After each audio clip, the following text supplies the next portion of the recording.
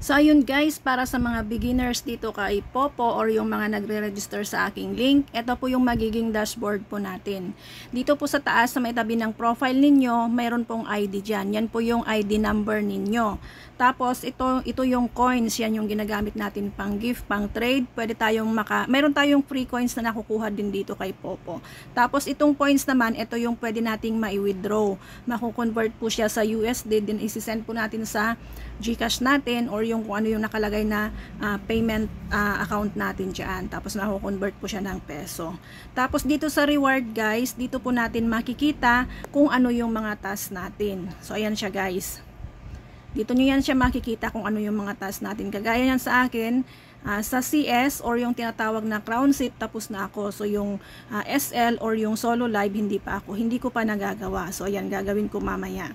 Then kapag tapos na po tayo dito guys, kailangan natin i-receive ito. Makikita ninyo dito, receive na yung nakalagay. I-click lang po natin para ma-receive po natin. Within 24 hours po yan. So hanggang alas 12 ng gabi ang cut-off para ma-receive po natin. Pag hindi nyo po yan ni-receive hanggang alas 12 ng gabi, mawawala na po yan siya guys. So ayan. Then dito naman sa label, dito tayo mag-label. Dito natin makikita yung paano tayo mag-label, mag-label up, mag-upgrade. Dito sa label, mag-upgrade, kailangan natin mag-send ng gift. So ayan, magsisend po tayo ng gift para umabot tayo sa kung anong label po tayo. Kapag label 2 na po tayo, meron na po tayong game sa ating dashboard. So ayan. Wait lang po, ipapakita po natin. Kagaya nito guys, kapag wala pa po kayong label, wala kayong makikitang golden flower, wala kayong mga laro dyan sa inyong account. So kailangan mag-label up po kayo para magkaroon po kayo ng mga laro kapag inopen po natin yan. Ayan, marami pong mga games dyan guys na pwede natin gawin.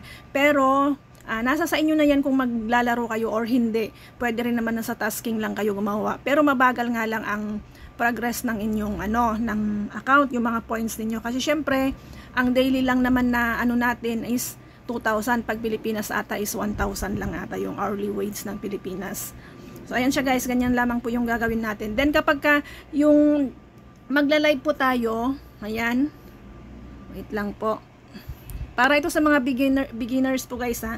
Kapag nandito na po tayo guys, i-click lang po natin yung live. Tapos ayan, maglagay lang po tayo ng title natin. Then piliin po natin yung tawag dito. Yan, kung singing, chatting, basta hindi po tayo dyan. Then click lang po natin yung go live. Then kapag party live, saka na lang po yung party live kasi SL lang naman po yung importante dyan. At saka kapag nasa party live po tayo mga ate, pag magsi-CS na po tayo, wait lang, i-open po natin ulit ang ayan, wait lang po, mag-open siya. Ito yung tinatawag na party live.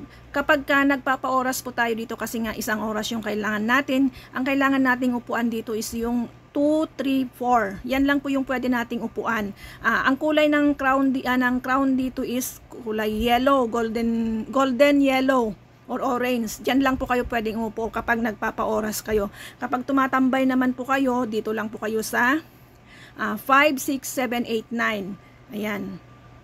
Or kapag maglalaro po kayo. Kahit na wala kayo dyan sa nakasit dyan, pwede rin kayong tumambay dito sa baba kung naglalaro po kayo dito sa mga games dyan. So yan lang po yung gagawin natin. Basta everyday lang po gagawin po natin yung task natin. Yung nandito sa task natin na binibigay ni Popo, makaka-earn po tayo ng mga points. Pero bukod nga dyan, kung gusto nyong mabilisang mag-label up or tumaas yung mga wage ninyo, so kailangan ninyong mag-games or what.